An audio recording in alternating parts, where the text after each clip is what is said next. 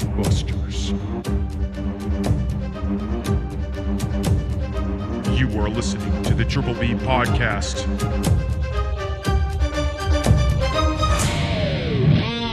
Let's fucking go.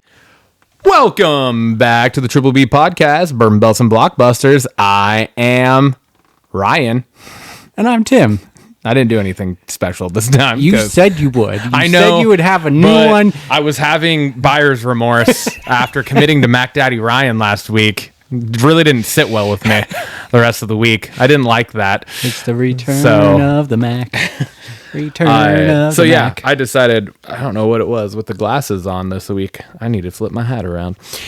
Yeah, we're back. It's another episode. Episode 50. Episode 50, dude. This is our 1 year. This is our one. It's episode 50. It's 1 year since we started doing this thing. When this episode posts, it's literally 1 year to the date.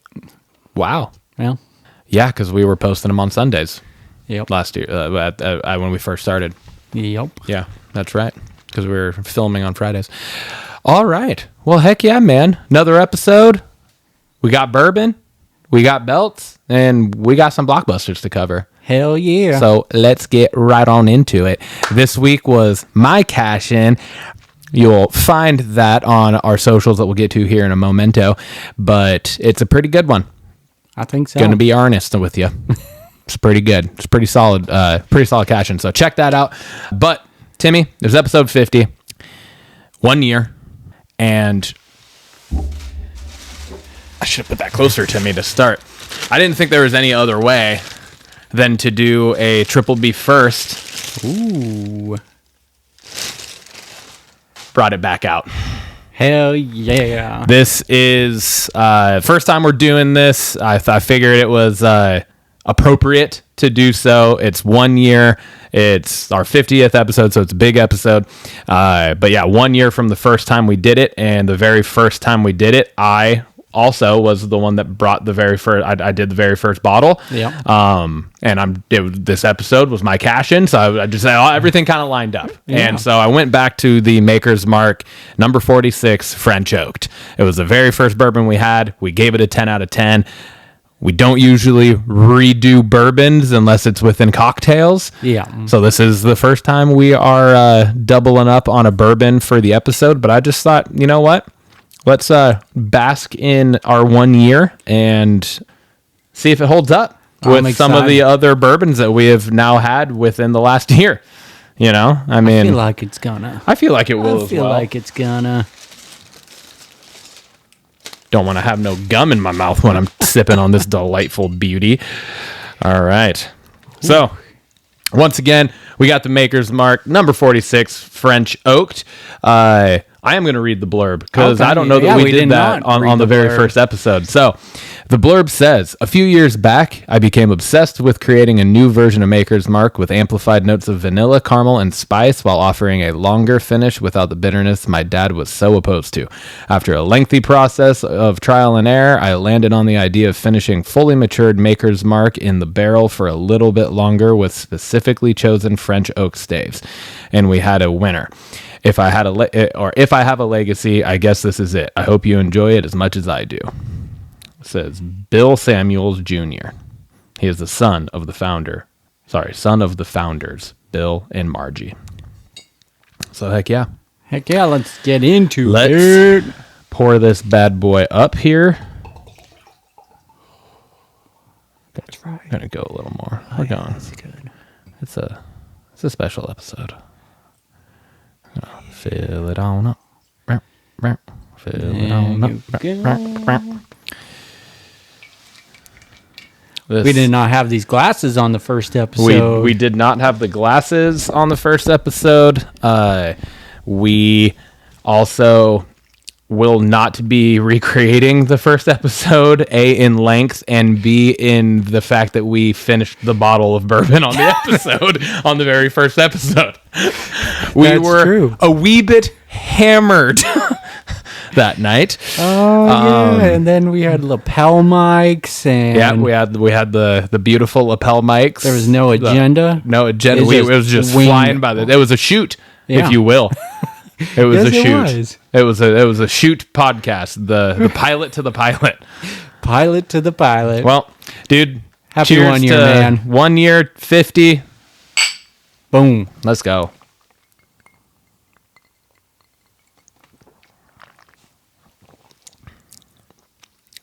Yeah. 10 out of 10. Yeah, holds up. That's a 10er. It's a 10er. It's so smooth. It really you is. You really do have the vanilla and the caramel in there, but I love the smoky on the back end. Mm-hmm. That's what I like, because I love the double oaked, French oaked bourbons of all the different distilleries have. That's usually one of my favorite go-to things.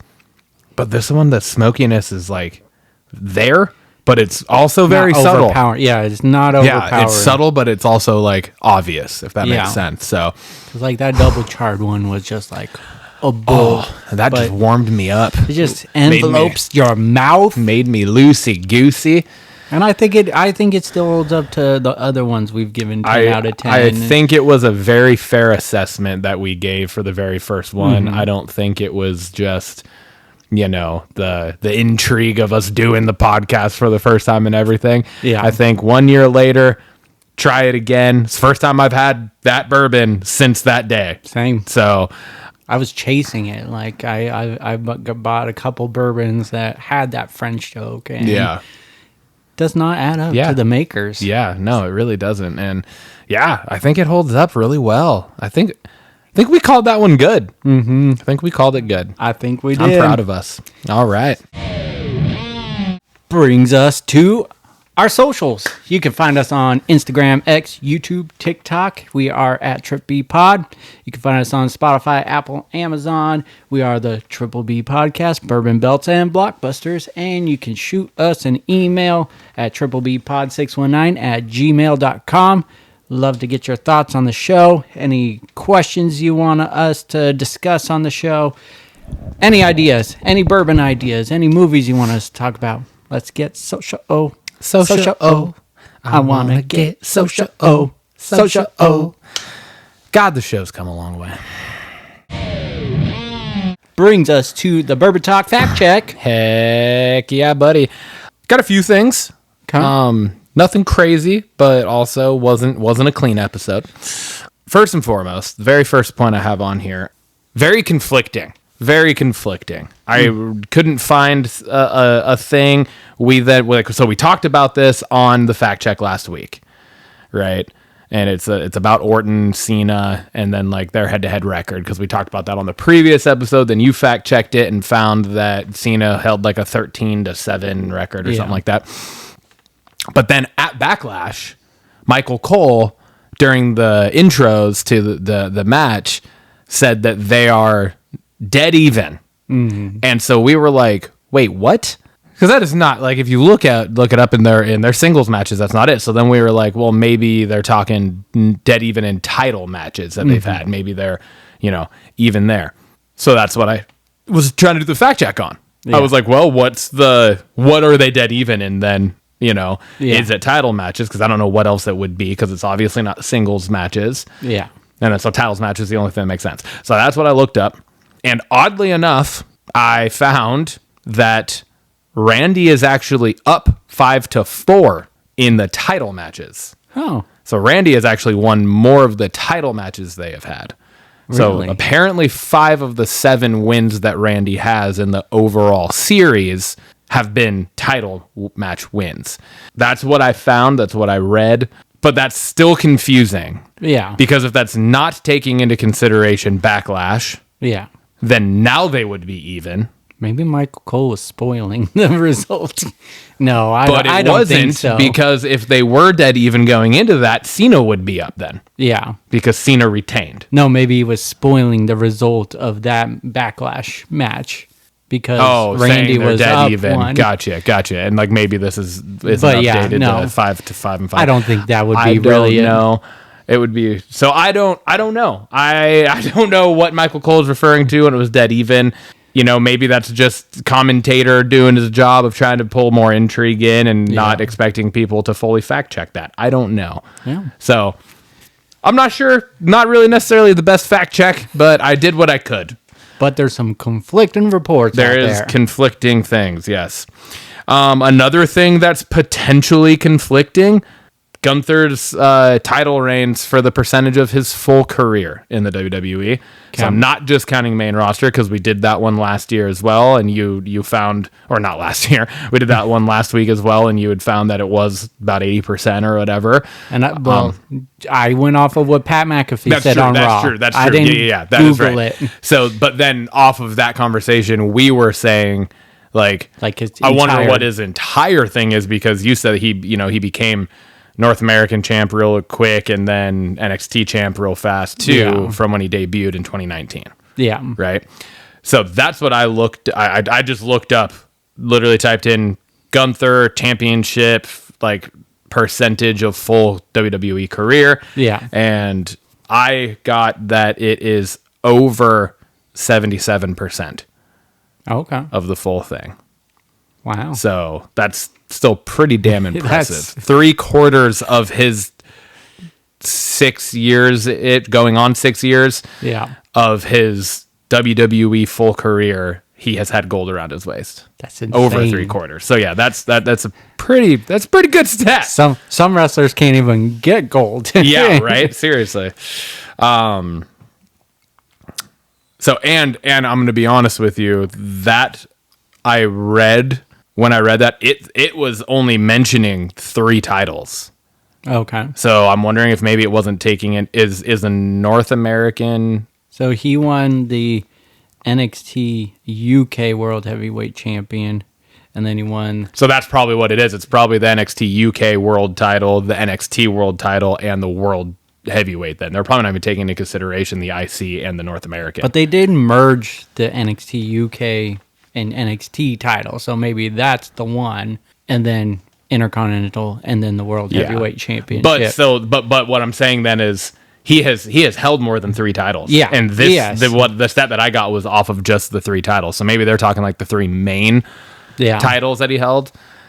Yeah. So that's actually even higher, considering the other 1 to 2 titles that he, depending on how they're calculating that. Does that make sense? Yeah, that because does, they're counting the UK as a separate, and then the NXT as a separate, and the World Heavyweight as a separate. Then they're not counting North American and the IC. Mm-hmm. If they're counting both the NXT Worlds as one, then I would assume they would count the IC over the North American. Yeah. Right. Yeah. Just being a main roster title. Yeah. But either way, there is more gold there that he has held, which means that stat is actually higher when you look at all championship gold, True. which is even crazier. Yeah. So it's regardless, very impressive statistic. Very, very impressive. Another thing, which was just kind of clarifying, Seth's title run with the World Championship, because I had said that he's since they re-brought it in 2023, he had the longest run. That is correct. He did have the longest run, but then we were trying to remember like when it was from or what the length of time was. Didn't get the calculation of the actual number of days, but it was almost a full 11 months. Okay. He won it May 27th of 2023 and lost it April 7th of 2024 at WrestleMania. Yeah. So Okay. There's that one. And then the final 2 are Blockbusters related, which is neither of us could remember the name of the movie with the daughter driving down the road, gets in an accident. Oh, yeah. Then Rosamund Pike and Matthew Rhys, the parents, are like, the whole thing was just anxiety riddled because the whole trailer is just them driving and on the phone with her and some weird shit's happening. It was called Hallow Road. Okay. Yeah. Yep. So Hallow Road, that's that movie we covered a couple months ago or whatever. And finally, the release date of the first Conjuring movie. We couldn't fully pull that one out exactly. I threw out a 09? time frame. I said it was like my late high school, early college. I was correct there. It came out July 19th of 2013. Oh, wow. 2013. Yeah. Which was the summer after my freshman year of college. Gotcha. So, yeah, because I graduated high school June of 2012, so my freshman year of college was 12-13. Can I add one more fact check? I missed one. It was I said John Cena, Randy Orton wrestled at FCW, Florida Championship. Oh, yeah, we It's talked about that OVW. live. Yeah, that's right. Ohio Valley Wrestling. That's right. Yes, OVW, Ohio Valley Wrestling. And I thought that I started to say OVW, but I said literally FCW. No, wait. It's Florida Champion. And those are the same thing. Those are the same two things. Which is funny because I just rolled with it in the episode too. Like I didn't even catch it either. So, and like I think you said FCW, but I in my mind knew you were meaning OVW, and so I was thinking OVW, and I didn't even register that you said the wrong thing. Because then later that night I was like, yeah, it's OVW. Yeah, that's right. Yeah. But then we talked about it at Backlash, and then it totally blew past my mind again when I was listening to the podcast to throw it on here. So yes, OVW. Yeah. But that's it. That's fact check, dog. Well, man, I know we already alluded to it, but it's been 1 year of the podcast. And, it sure has, dude. I think we've come a long way in production value, although we do have a lot of hiccups here and there. Hey, we're still amateurs at this. We're noobs. I feel like when editing the episode, I learn something new every week. Yeah, dude. When we first went into this, I don't think I thought of every little facet that we would have to get into. Yeah, for sure. I mean, there's you're the producer of the show essentially. Yeah. Right. And then I'm like the social media guy. Yeah. And neither of those things were were really on our mind at all when we first started. Nope. Like, oh yeah, these things need to happen for us to actually be, successful. I think is a very. These episodes would be a lot longer if we didn't cut out Ryan going to the bathroom. Oh my God! Especially, I've been really good about that lately for the last couple months. I think actually I've done pretty good on not having to take a potty break in the middle of the show. But there were some times where it has happened like twice an episode. But yeah, but it's been fun. It's I'm still loving it. Same. I think it's fun to do the research for the shows. It's been fun to come up with the TikToks that we do. Yeah. It's just and new ideas for segments of the show, and it's evolved a lot, over the course of the last year, and we've evolved a lot, dude. Yeah. I mean, we started a weight loss journey. Yeah, we did, man. We've lost pretty close to combined 60 pounds, and I mean, dude, we're still going, and. It's been a lot of fun. I think one of the most fun things about it has just been talking about wrestling, talking about movies, and things that we love and that we would normally do, but putting it out for years, putting it out for the world to see. So, oh yeah, man, hell yeah, cheers, man, cheers, dude, to many more years.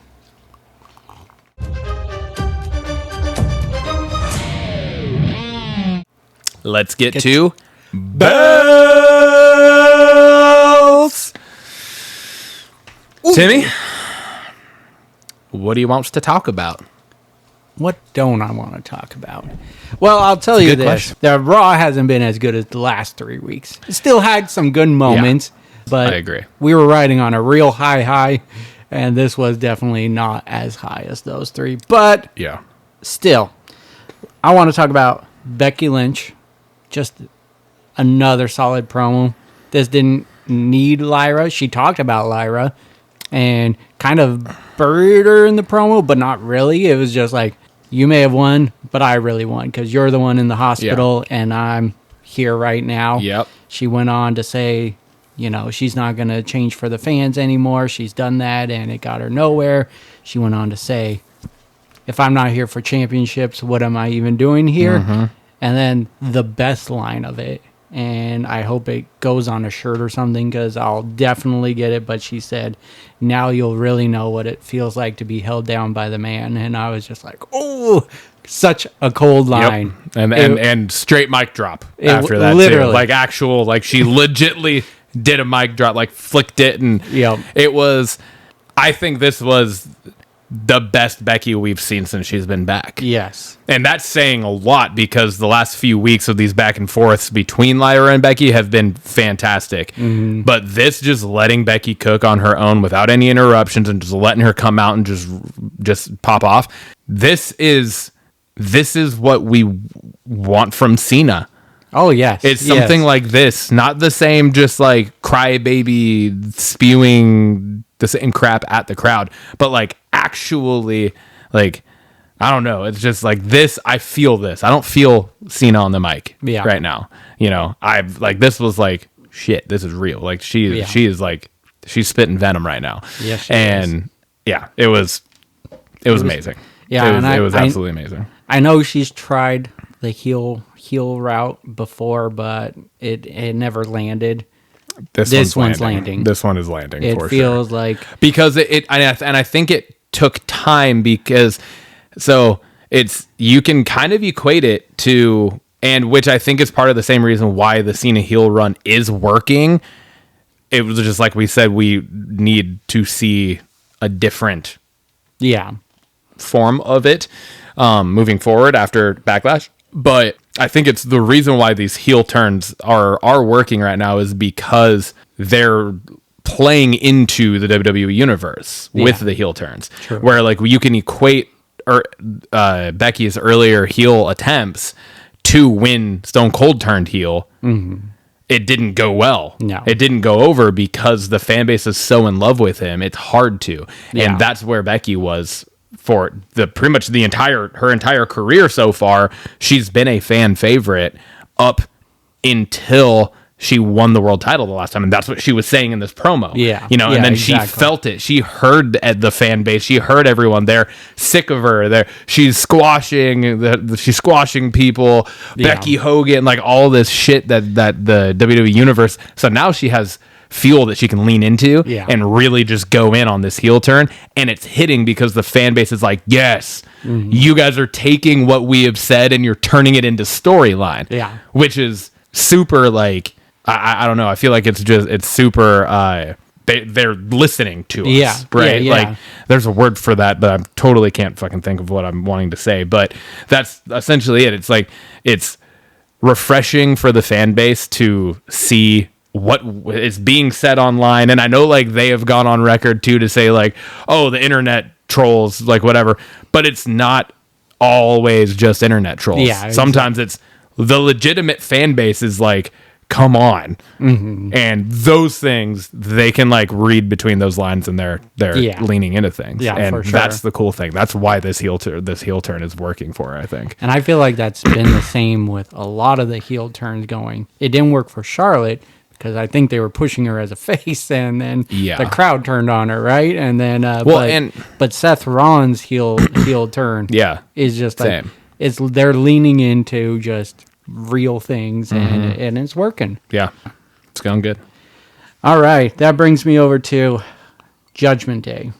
Whatever is happening with them, and just more seeds are planted every week, but it's just I want them to get it over with. Almost, we've said it a long time ago now, and they're still the Judgment Day itself should have ended with Damian Priest and Rhea. Yeah, and then the whole stable should have just blown up. Yeah.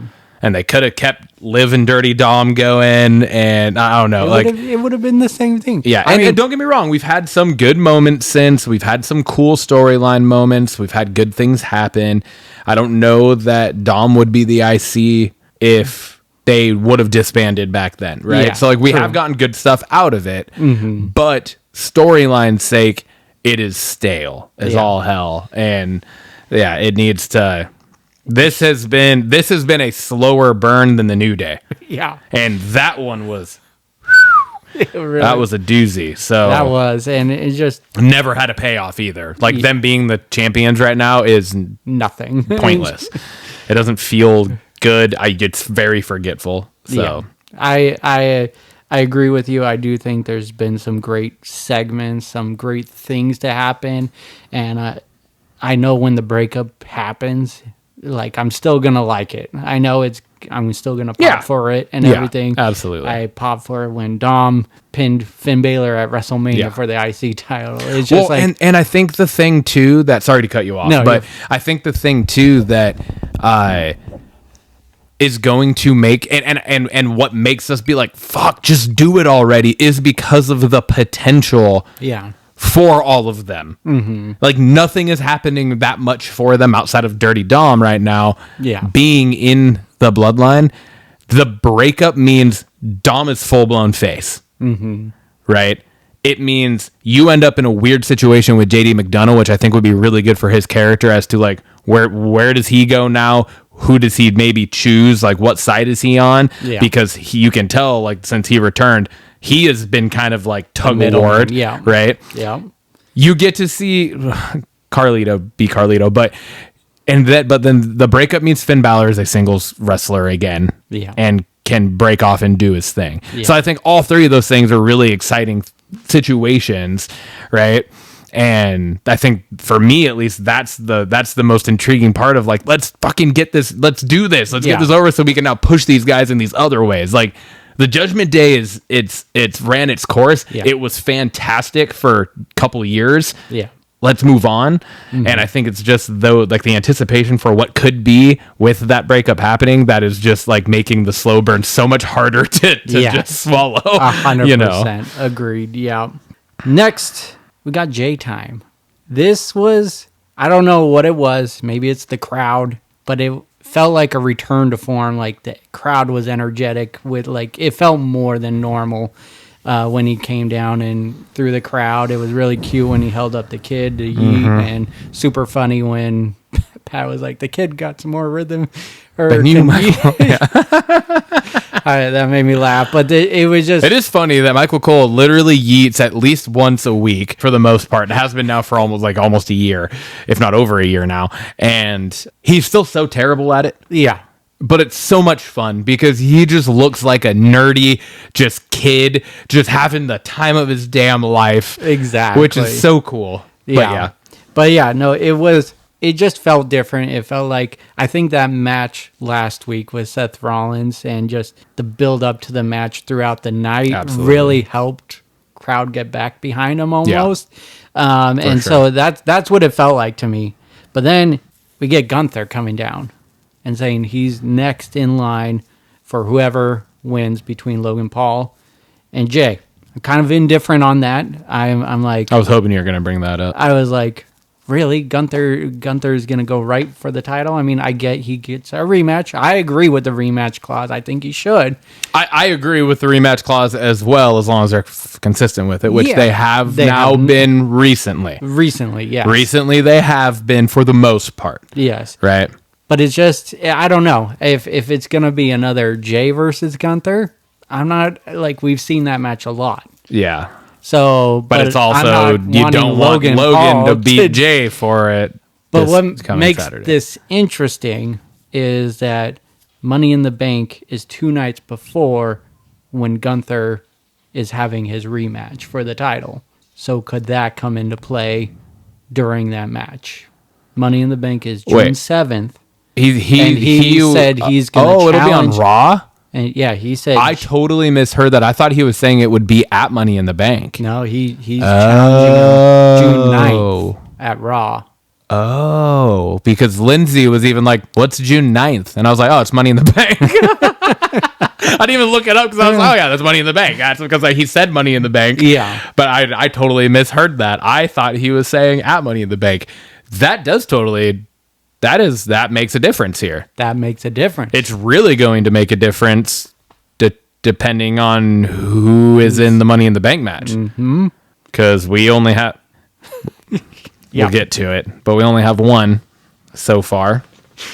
Right? Because they didn't do any that started on SmackDown, right? SmackDown, yeah, that's what I thought. Yeah. And the ones for Raw start this week. This coming week, yeah. But yeah, I was disappointed when he first said, I'm going to challenge whoever. And I'm like, well, it's going to be hopefully Jay. Yeah. But they did tease the Logan Paul Gunther feud at when they were announcing the Netflix Raw debut and everything. They did tease that, but I'm assuming Jay's going to win. But now throw into the wrench that Money in the Bank is 2 nights before. We could have something interesting happening on that Raw. For sure. For sure we could. No matter who's in the match, but I mean, now it's kind of like keep your eyes on who's in there. And to see what storyline seeds have possibly been planted before on either side of potentially Gunther or Jay. Exactly. Assuming Jay retains this Saturday. Yep. So, yeah, that is interesting. I didn't even think about that. because like I said, I thought that was happening at Money in the Bank, which I guess still could have played a part, right? Yeah, Because yeah. realistically, the title match would probably be closing out the show. Yeah, exactly. So Yeah. that is interesting, though. Lastly, I got Punk and Sammy versus Braun and Seth is happening at Saturday night's main event. Why do I get this feeling that Sammy is going to join Seth and Braun? Like, so I think you What thought makes it. you think this? I think you thought it too, or at least a lot of fans thought it. But I when definitely thought that Sammy was turning on Jay. Yes.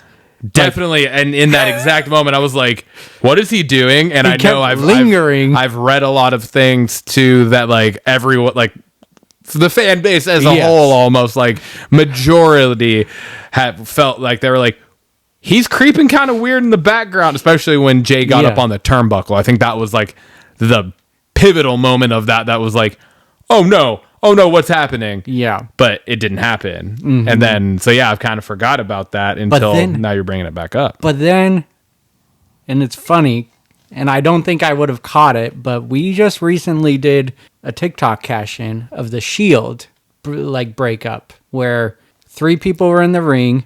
Sammy had a chair in his hands. 2 of them stepped forward, and Sammy was kind of leaning back, and it almost identical to what the Shield looked like when they were breaking up shit. this past Raw. Yeah. And I'm also thinking like at, that was last week's Raw where CM Punk returned originally with the chair, correct? Yes, Like yes, not in the just main his event. previous, Yes. not just, it was the World Heavyweight Championship Yeah. match. Sammy kind of like threw the title at Jay. Then too, like when they like kind of cleared the ring out and everything, he like slammed it at Jay. It wasn't like a here, hey man, here. It was like aggressive. Yeah. And then with the link, fuck, What if that happens? are we gonna get Sammy turning and joining? But then this could lead to that, like almost. I mean, But I don't that want it also to wouldn't make sense either with no, the it whole doesn't.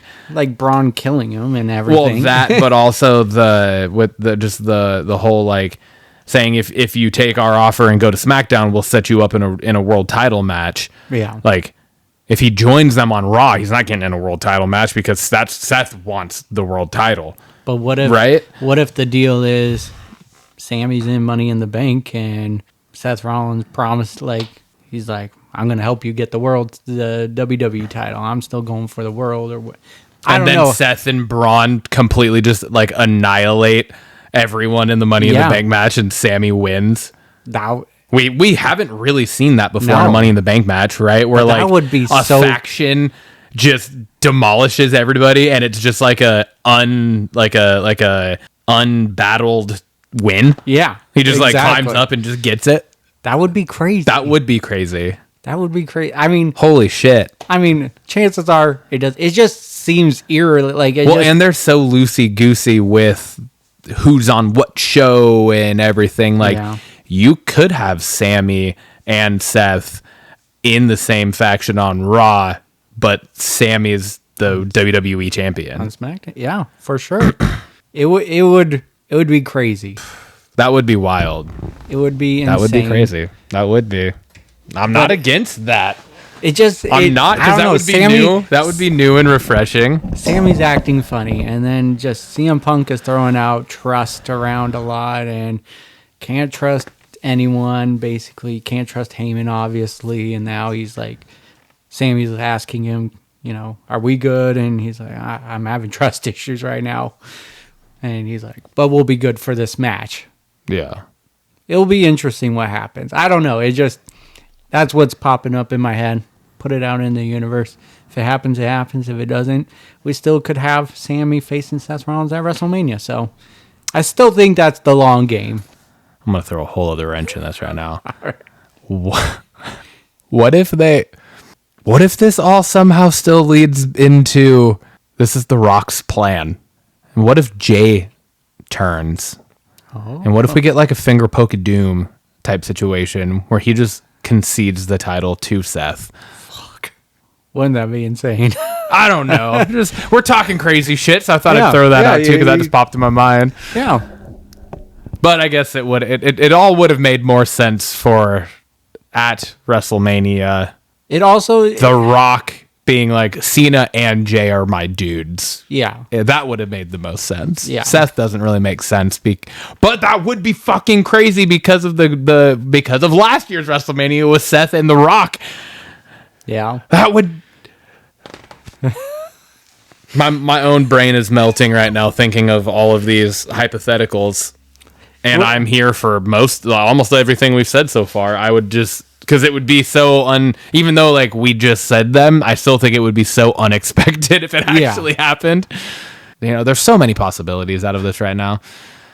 That's why I wanted to leave it last, because Yeah. the Seth Rollins storyline on Raw is just, it's gold right now. Absolutely It's beautiful. just, Yeah. it's everything Like that we and need. Becky Yeah. is just like it's making the show absolutely worthwhile Yeah. to watch Absolutely. every week. All right, well, moving over to SmackDown, a little bit of a lackluster night, I think. I think like how Raw this week didn't quite hold up to the previous weeks. SmackDown, like, definite. I think this was the worst episode of wrestling that we've had since WrestleMania. Really? I thought this was a slight edge over, was it the week leading into Backlash? No, not that. It was the one before, but Yeah, I guess. I shit on the show quite a bit. It's still last. I don't know. There's just so many things, and then the main event and like the no Cena. Yeah, that After was, winning back at Backlash, like there was no Cena, no Orton, no nothing even like about it other than a video package recapping. Like, Yeah. it was just weird to That me was- yeah, for that we sure. didn't get any of that. But the things that I did want to talk about: Alexa Bliss in the Money in the Bank match. Fuck yeah, love that.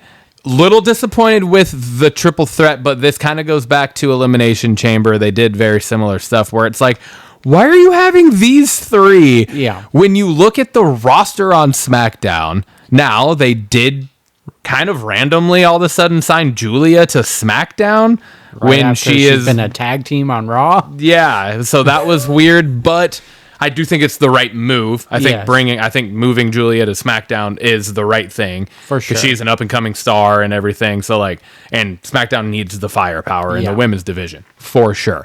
So I think that's the right move. It's just kind of weird that it was like, oh, she's been on like for the last 3 weeks, been on Raw, maybe 4 weeks now. Yeah. Like pretty much she's kind of been on Raw like since WrestleMania. Yeah. Pretty close. And now all of a sudden she's just like, oh, now she's a SmackDown superstar. So it was just kind of weird. But regardless, you have Julia on there. But you look at the rest of the firepower outside of the one person that can't be in that match at Money in the Bank, which is Tiffany Stratton, Yeah. who is the most exciting person in the women's division on SmackDown. And then you put like the three of the other most exciting in the same match, which I get that for Made for a that great night. match. Yeah, exactly. Like for that night's purpose, you have Chelsea, Meechin, and Alexa Bliss. Yeah, it was a great match. It was awesome. But all three of them arguably should be in the Money in the Bank ladder match at WrestleMania. So it's just like, what the fuck are we doing? Right? Like, if Yeah. I were to, without Julia being on SmackDown, if I were to pick 3 people from SmackDown and 3 people from Raw, because that's what it is, right? Yeah.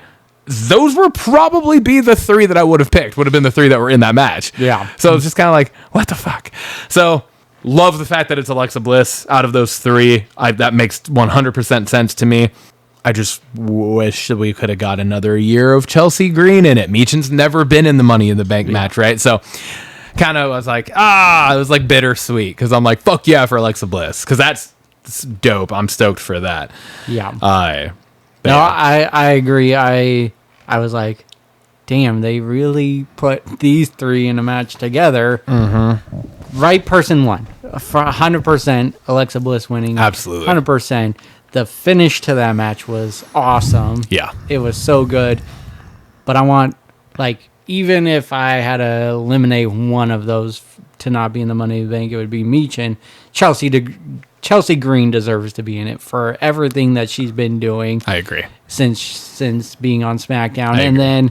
And then what further irritates to that point is you have your women's U.S. champion in a qualifier match next week. Zelina Vega is in that match. She doesn't need, like... No, she's the U.S. champion. Like, well, stop putting the mid-card titles.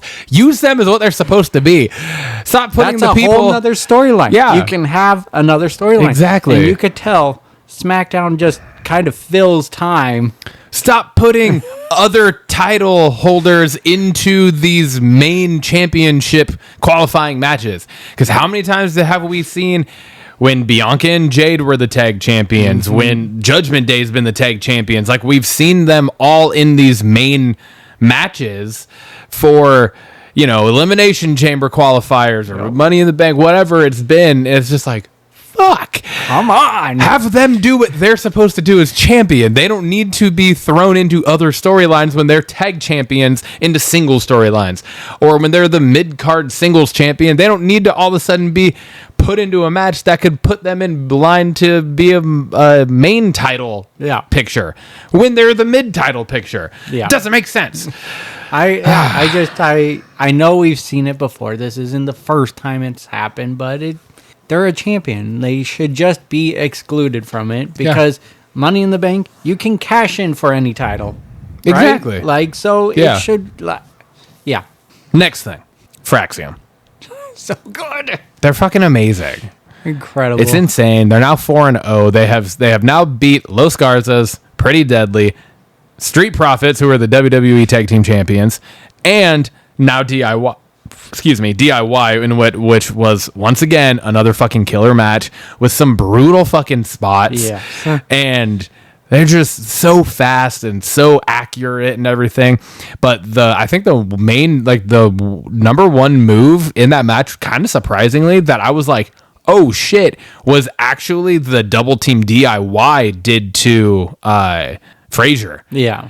When they did, when he lifts him up for the fairy tale ending. Fairy tale ending. Yeah, and he lifted him up, and then that kick looked like he fucking went for it. It looked like he actually kicked him square in the face with that super kick. I was just like, oh. But I just want to talk just them as a whole. That match was awesome. The backstage moments with the Street Profits was awesome. The last week with the attack by DIY on both them and Motor City Machine Guns. You get Motor City Machine Guns now come out this week and save them from a post-match beatdown. I just feel like they're really just fucking flowing around Fraxium right now. And, it's going to be really interesting because they're now in a match, a title match. Next Friday for the titles. Do you think they're going to win?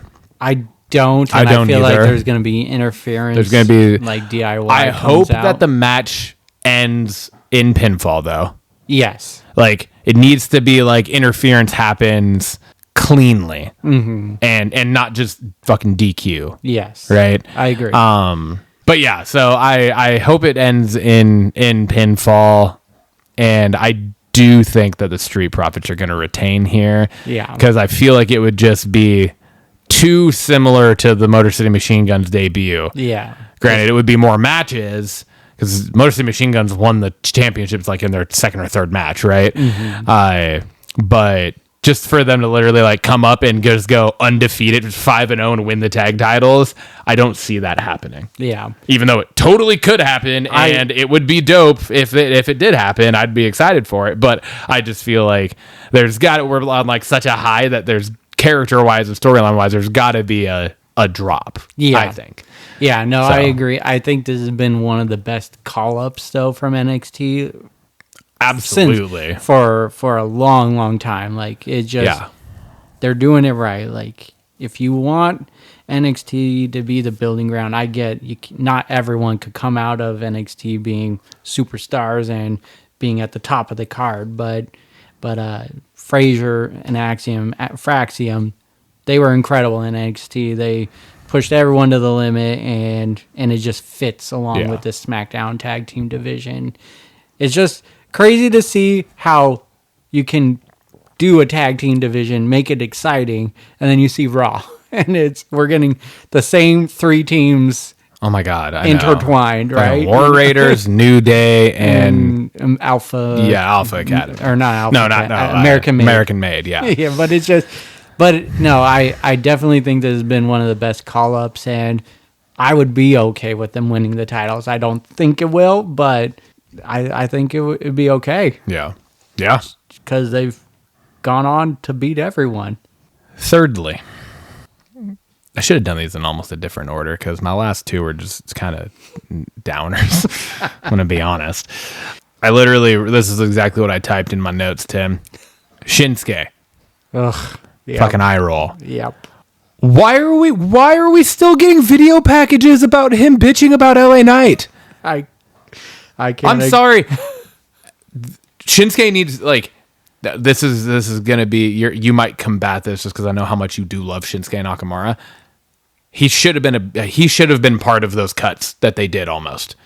He is a useless character right now. Yeah. And he has been for a long time. Mm-hmm. They have not done anything with him. It's just like wasting space on the roster, unfortunately, because I like Shinsuke too when he's cooking and when creative is good. But we haven't seen him for a couple weeks now. Now all of a sudden he's back bitching about LA Knight and trying to revive that. But LA Knight's LA Knight's been here week in and week out doing different shit. Yeah. It just doesn't make sense to me. And I was just like, oh my God, why are we getting another fucking weird Dark in the Red video package? The character has not gone over in any way, shape, or form. It is not interesting whatsoever. I think you would be hard fought to find anybody that's oh yeah, this is my favorite thing that Shinsuke's ever done. Yeah. You know what I mean? Or even put it in a top list of anything for what Shinsuke's ever done, unless it's a list of the worst things he's ever done. Right? I don't know. It was really it took me out of the entire episode of SmackDown for that portion of it. I was just what the fuck are we doing? What is this? It makes no sense. Yeah. It literally makes no sense. He doesn't. I mean, I know it's to set up this Money in the Bank qualifier match, but he hasn't been around anything. He's about the third person. He did. He talked about. I don't even remember who the third person is. Aleister Black. It's the third. It's Aleister Black, Knight, and Nakamura. We know Black's not going to win because there's going to be Miz and Mello now, and so it's either Nakamura or Knight into the match. And that sucks too because it should be Aleister Black. It should, but or LA Knight. Yeah, LA Knight would be a fucking badass Money in the Bank holder. Yes. That would be actually perfect because he kind of has beef with a lot of different people in these main card pictures. Yeah, that would be dope. Shinsuke Nakamura has absolutely zero business being in that qualifying match, but also being in the Money in the Bank match, let alone winning the Money in the Bank. Agreed. But that's how much I was bored during that fucking video package then, Tim, because this is the show that I am focused on to take notes, and I didn't even register that he talked about Aleister Black. Yep. Because the second he started talking about LA Knight, I would just, like I said, it took me out of it. I just rolled my eyes and was like, okay, this is fucking stupid. Yeah. So. No, I agree. I love Nakamura, but he hasn't been relevant in a long time. They haven't done anything great with him.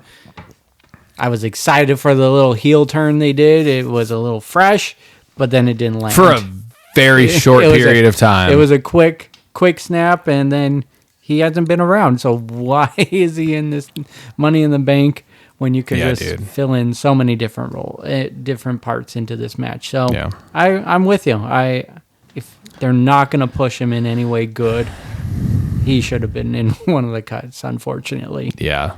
Yeah. And it, like you said, it's been a long time. Braun Strowman got let go. Yeah.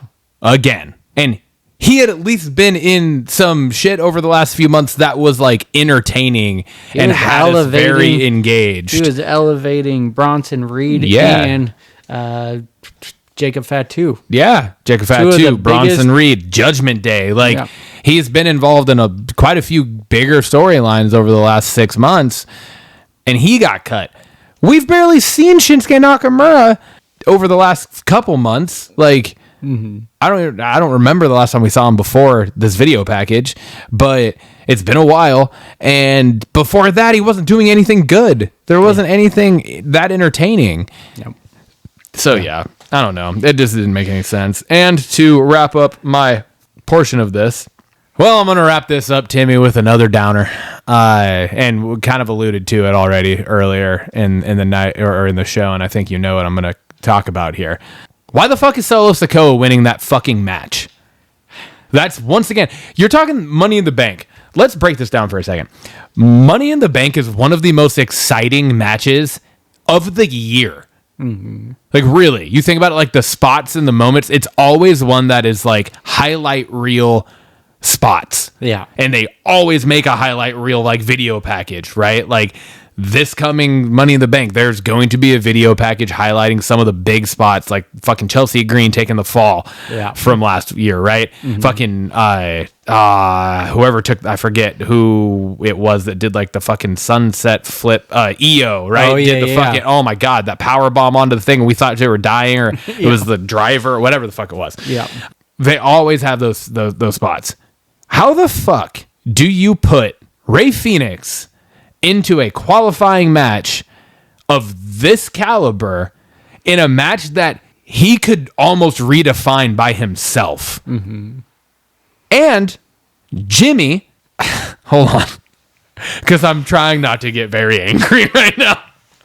I can sense it. And Jimmy, who also, deserves to be in that fucking match. Like, he deserves to be pushed. Mm-hmm. He has not been pushed a single fucking time outside of tag team championships, right? Mm-hmm. He hasn't been pushed in any way, shape, or form. He hasn't been pushed for a mid-card title yet. He hasn't been pushed for a world title. Nothing. He has not been pushed as a singles competitor in any way, shape, or form. But yet, he continues to be one of the most entertaining characters on SmackDown every time he's on the fucking screen. Mm-hmm. You have Rey Fenix. You have Jimmy. And then you have fucking Solo Sikoa, who has been nothing but a giant bag of flaming dog shit since the new bloodline ended. Yeah. He has been literally like essentially a useless character. Mm-hmm. As useless as Shinsuke Nakamura. I would agree with you. And you have Solo win this fucking match. Which is crazy. So I agree with you. I do think this SmackDown episode, like the intro, did more for Solo than past show, like, because he has been so bad. It felt like a little return to form of Solo. Just he was cooking on the mic with Jacob, and but still, that I agree. That whole angle doesn't make sense either. Putting now all of a sudden Solo's back in charge. Yeah, which I mean, Jacob continues to kind of put the kibosh on that. Yeah, which which is good. I do like that angle, but still, yeah. It's like, what the fuck? It's like they're trying to regenerate the buzz of the new bloodline thing, and it doesn't make any sense because that shit's over. It's done. Which is crazy because now it's... There is no tribe. There's no tribal chief. Nothing. It's all done. Yeah, no, I agree. I think when is Jimmy going to get his time? Right? Because he deserves it. Yeah, no, Jimmy deserves it. Jimmy deserves it. When is he going to get the push? And the match, the Money in the Bank ladder match, and the fan base deserve Rey Fenix in that fucking match. Yes. That would be insane. He's a highlight reel. It would be absolutely insane to have him in that, and how good that would be. And yeah, so that I was just like, oh my God. Are they going to have maybe like on both sides, Raw and Smack? I don't know how they would do it, but is there going to be a last chance match to get into it, and maybe Rey Fenix sneaks in that way? I don't know, but yeah, not entirely crazy about Solo being the first person into the Money in the Bank. And I think that's why I just felt like the show was kind of just like, what the fuck? Because it's like you get this weird return and push of Shinsuke Nakamura that makes no sense. You get Solo winning this match that makes no sense. You have the fucking main event, which I didn't even put in my notes because I didn't want to talk about it, but here I am, which, again, makes no fucking sense. You get fucking Naomi Myers lurking in the background of fucking promos. That was weird. Fucking neon clothing. Like, for the love of God, at least make it like at least make it more like a fucking, if you're going to do that type of thing, at least lean into the horror movie genre of it and have it be less noticeable. Yeah. And have it be like, oh, dude, did you catch that? Not, oh, hey, there's a fucking traffic cone standing in the background. Like, I just don't get why she didn't attack in that moment. We're not talking about that. So yeah. Anyways, I think that was just the show was just very lackluster to me. And even though I know, like, what, it was 2 weeks ago, I think, where it was just kind of like, fuck. But that was because it was SmackDown. Yes, but that was because it was a lot of filler. Yeah. This was like storyline. There was actually a lot of attempt at storyline driving in this episode of SmackDown, which I think is why it felt like more of a letdown. Yeah. Because, like, we knew that episode was a filler episode. Like, it just was. Yeah. Right. And I want to say that episode that we're talking about might have been the go home show to WrestleMania, because we were expecting more, but it just wasn't. So it was or was it the week after Mania? I want to say it was the week after Mania. Either way, yeah, right? Yeah, it was. We were disappointed about that. Yes, too. we were, but I just remember us being like, it was just a lot of filler. Yeah, it was a lot of filler. Mm-hmm. This show wasn't a ton of filler. This was actually like stuff that was like creative pushing, and it was just bad. Yeah, it just wasn't good. I agree. So I agree. Bummer. But to end on high notes, that's what brings us to our banger of the week. Timmy, what do you got for us? Well, I feel like you're going to be mad at me. Don't you fucking tell me that it's Solo Sikoa winning the fucking match. No. I will kick you square in that dick. Nope. My banger of the week was Nia and Tiffy. I thought the match was brutal. It hit hard. Every move in that match hit hard, and I thought they brought it. It made Tiffany look pretty strong. I like the chair shot to Nia where it busted her open immediately. It fucking busted her open, yeah. There was no bleeding crazy. in that. No. That was chair cutting her open. Yeah. But that Annihilator, not safe, but holy shit, that was a big moment. Yeah, that was wild. That was insane. And just, I don't know. I'm going to give them their flowers. What if she would have landed on her head? I know. It was just... I saw that and I was like, holy shit. We saw another death in a WWE ring. Oh, did they fall from the sky again? Nope. Nia Jax did.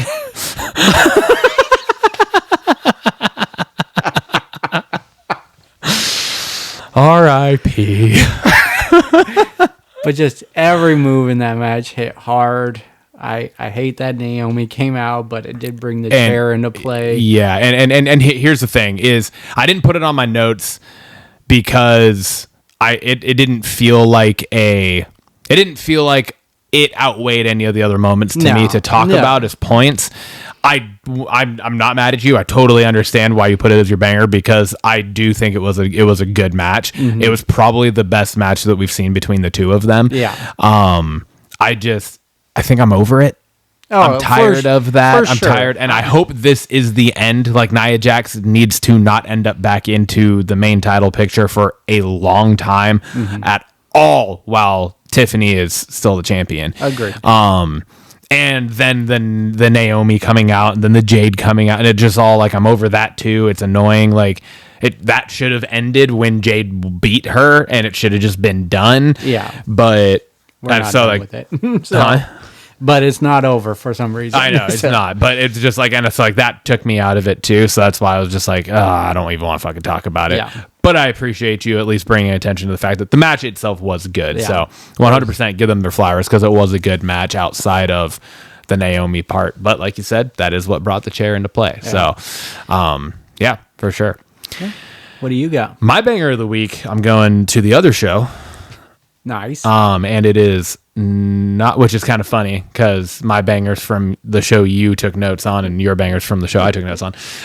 But this is one that we talked about, and it was the one that you started the entire "What do you want to talk about?" off with, and I'm going with Becky Lynch's fucking promo, because that was not only the best we've seen Becky on the mic since she's returned, but that was one of the best promos we've gotten, I think, in a while too. Mm-hmm. And we've gotten some fire Really, fucking really promos. good ones. It just felt raw. Yeah. No pun intended, because it's on Raw, but it felt raw. It felt real. You could feel like everything she was saying, whether she actually did or not. It kind of felt like a shoot promo. Yeah. Right. And I don't think it was. No, but it had that feel, and that's when you know a promo's good. Is when you're like, damn, they're just going off the cuff right now. Like, Yeah. ooh.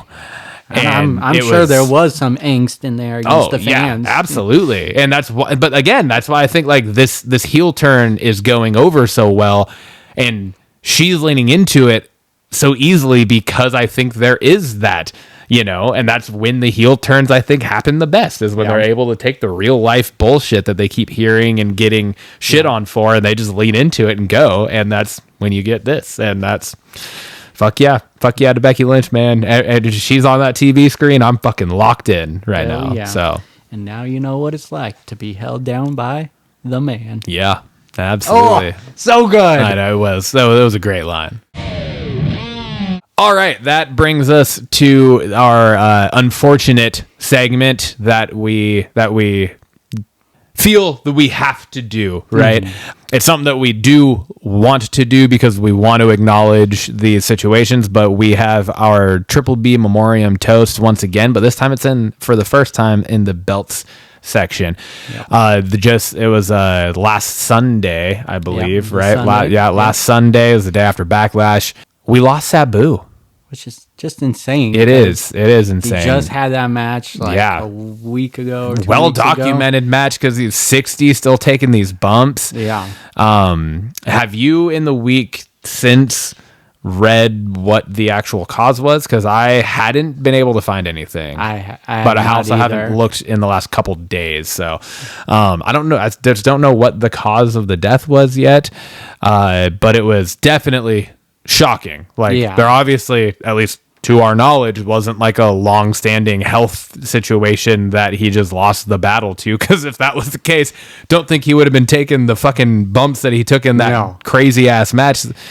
But he was, I believe, 60 years old. I want to say 60 years old. And I mean, dude, a fucking pioneer of what the definition of hardcore wrestling was. An ECW original, just a badass motherfucker. And it's just so many moments he produced, just in ECW and WWE and all those, and continued to do at age 60, Yeah, and seriously. it is sad news. And then just watching AEW this last week, Taz gave a great little tribute at the announce table, and Taz is a tough motherfucker, and seeing him get emotional it wrecked me. And yeah, I dude, was just I'm gonna have to go watch that. I'm gonna have to find that, because they were close. They were very close. They had some fucking killer matches too. So definitely highly recommend you just watch it, just because it was real. It's we lost a good one. Yeah, absolutely. And it's the silver lining of when we do lose people like this, you especially in the wrestling industry, you get to see the real life break of kayfabe and all of that they try to hold true to, even still today. They try the best that they can with the world that we're living in now to hold true to kayfabe. But then in these moments, you get to see like that real rawness from Taz. Yeah. Right. Who you've never seen that from before. Right. Exactly. You know what I mean? So it's like that. And I think that is a silver lining, or like looking at the glass half full type of optimistic view of like, you get to see the human side of a lot of these individuals that you don't typically get to see, which I think is a refreshing thing to get to see. So Agreed. Yeah. Well, cheers to Sabu and the many memories that he gave to us as wrestling fans growing up. Hell yeah.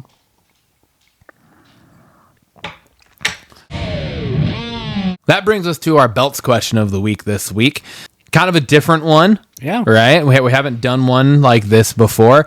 I saw this. I was scrolling through my Facebook feed, and I've told you a couple times before, there's a couple pages that I follow that'll throw stuff on that I have pulled from for our questions. And this is another one. And I pulled this straight from it. It is a 9-picture grid. Okay. And so it's 3 across, three separate rows. And it says erase 1 legend from each row. This is not easy. No. Okay, so I'm gonna go through. I'm gonna say what the 3 rows are first, and then we'll go through first row, second row, third row, back and forth. But just so the listener has an idea of what we're dealing with here. The top row from left to right: Ric Flair, Stone Cold Steve Austin, Hulk Hogan. Row number 2: Bret Hart, The Ultimate Warrior, Shawn Michaels. Row number 3: The Undertaker, Macho Man Randy Savage, The Rock. You have to eliminate 1 from each row. Mm-hmm. All right. We'll start with. Do you want to start? Go top to bottom? Yeah, let's go top to bottom. So we'll go row 1 from the top. Ric Flair, Stone Cold, Hulk Hogan. Who are you eliminating? First, this is a doozy to start with. Let's just acknowledge that. First and third row were the hardest. Yes, for sure. Yes, absolutely. I think the second row is obvious. Yeah. Unfortunately, but I think it's obvious. Yeah. But yeah. All right. So out of the first row, Ric Flair, Stone Cold, Hulk Hogan, I would get rid of Hulk Hogan. It was a very close one between him and Ric Flair. But I give the slight edge to Ric Flair because he had great in-ring chemistry with a lot of superstars. Mm-hmm. Really good in the ring. Tactician, just chops. He told the story in the ring very well. His promos, they're good. They're great. They're some of the greatest. Not always for me. He's a little over the top. But Hulk Hogan is just he didn't get a lot of variation other than some of his characters that he had held throughout the years. He's one of the biggest things in wrestling, but if you just look at it from a match standpoint, from how his character kind of progressed, it was the same. So that is why I'm getting rid of Hulk Hogan.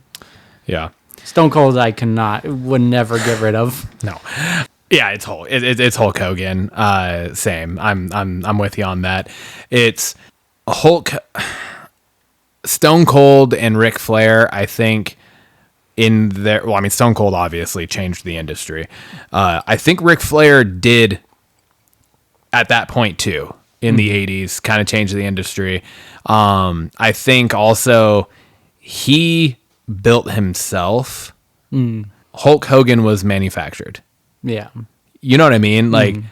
He was that manufactured, this is loose, but I'm comparing it to how we've kind of talked about how Roman's reign was manufactured, right? Hogan was the 80s Roman Reigns now, right?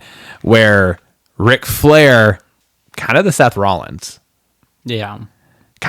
He's kind of built himself up, and he has forced himself into relevancy and staying relevant. And I feel like that was kind of Flair, to a point. You know what I mean? So yeah, I feel like for that reason, that's why I kind of lean towards Hulk Hogan, because you have a lot of those moments and stuff where it was dude, Hulk Hogan wouldn't fucking take a bump. Mm-hmm.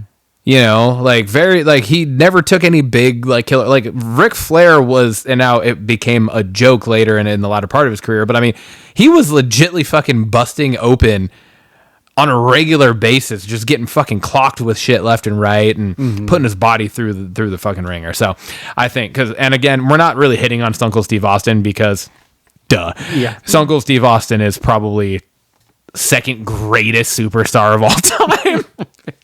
Next to another one on this list that we're going to get to here shortly. But all right, so we both went Hulk Hogan on the first row. Second row, we got Bret Hart, Ultimate Warrior, Shawn Michaels. This was my easiest. Get rid of Ultimate Warrior. Yeah, easily get rid of. It's, if you're talking just in-ring ability, it's clearly two of the best to ever do it. And Bret Hart and Shawn Michaels, this one, it's a no-brainer. You get rid of Ultimate Warrior. You talk about storylines and creative and character arcs and just everything. Ultimate Warrior is the least out of those three easily. Yeah. So Yeah, that one. I don't think that one really needs a lot of Exactly. like argument or discussion. It's Ultimate Warriors is getting taken off there.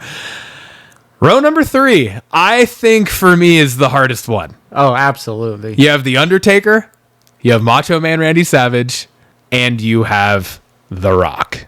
Timmy, what'd you go with? This one was so hard. Yeah. I'm getting rid of The Rock.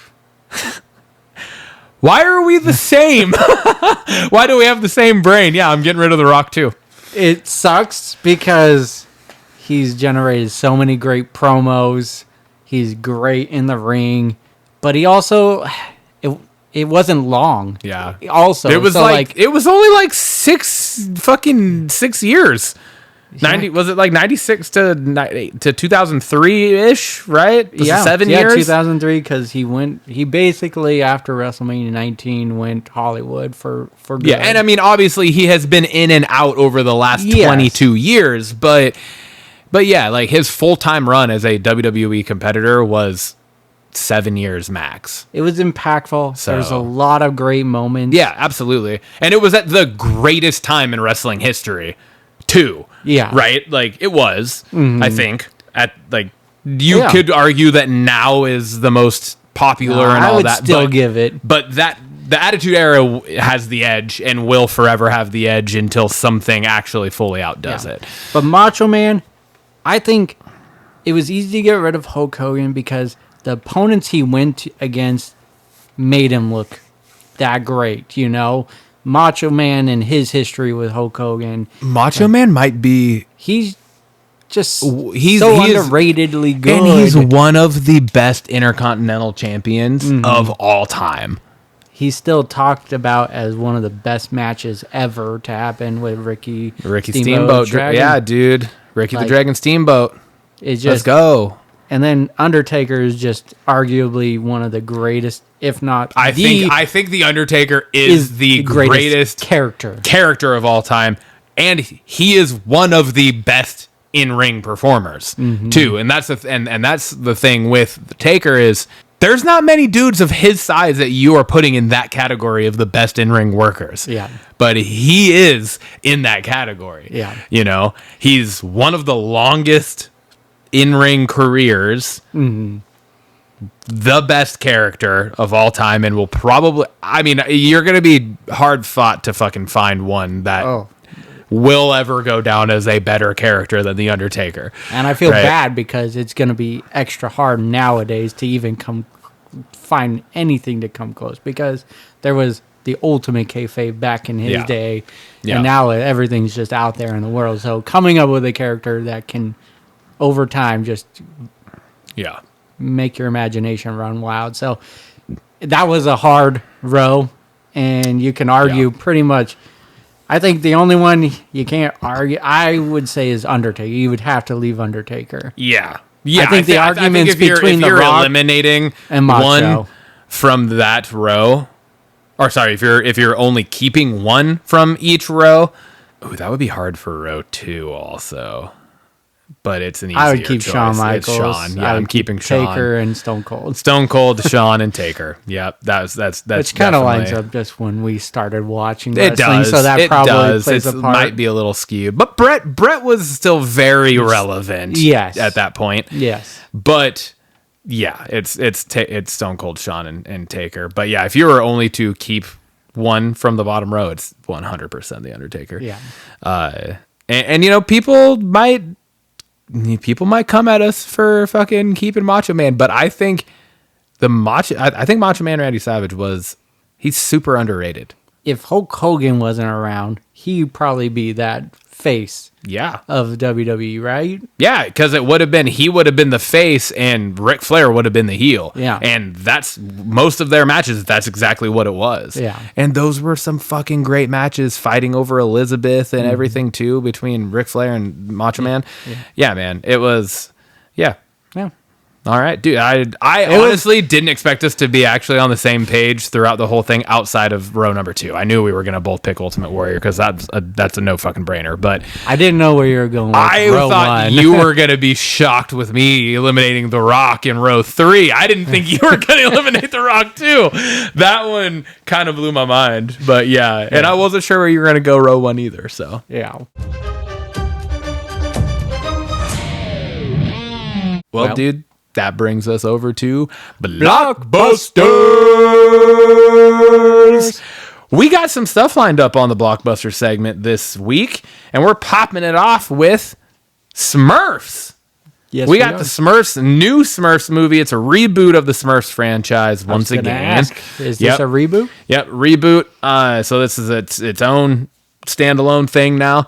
The synopsis for this is: when Papa Smurf is mysteriously taken by evil wizards Razamel and Gargamel, Smurfette leads the Smurfs on a mission into the real world to save him. With the help of new friends, the Smurfs must discover what defines their destiny to save the universe. The cast of this is jam-packed. We got Rihanna as Smurfette. We got James Corden, Nick Offerman, Daniel Levy, Natasha Lyonne, Octavia Spencer, Nick Kroll, Kurt Russell, and John Goodman. The release date for this will be July 18th of this year, and it will come out in theaters. And Timmy, what did you think of it? What did you think of the trailer? I thought it was, I was confused if it was a reboot, so I didn't go in knowing what that was. But I like just the intertwine of the real world, but animation going on. Yeah, it looks like it's going to be a fun one. I enjoyed the other Smurf movies, and Smurfs were part of my childhood, and absolutely. Seeing them come back to the big screen, I'm all on board for that. Yeah, I'm excited to see. Now, correct me if I'm wrong, because I am kind of drawing a blank on the other Smurf movies. At least one of the other Smurf movies also went live action. Yeah, correct? It was number 1. Yeah, the first one. Okay, yeah. Did those ones also have Razamel in it, or was it just Gargamel? I believe it was just Gargamel. Okay, yeah. that's what I thought. So I didn't want to be completely off base when I say this, but I'm kind of excited for the introduction of Razamel into it all too. Yeah, because he was a big later character in the original run of the Smurfs show. Yeah, which I grew up watching, and yeah, so I was like, oh hell yeah! Because at first when I was watching the trailer, I was like. Fuck, are they just doing Razamel? They're not even doing Gargamel? And then they popped up Gargamel too, and I was like, oh, we're getting both these motherfuckers. Let's go. That's the greatest tag team of all time. Yeah. I'm excited. I love Nick Offerman too. Oh and my just God, I know. Hearing his voice come to, I was like, I don't even need to look up the cast.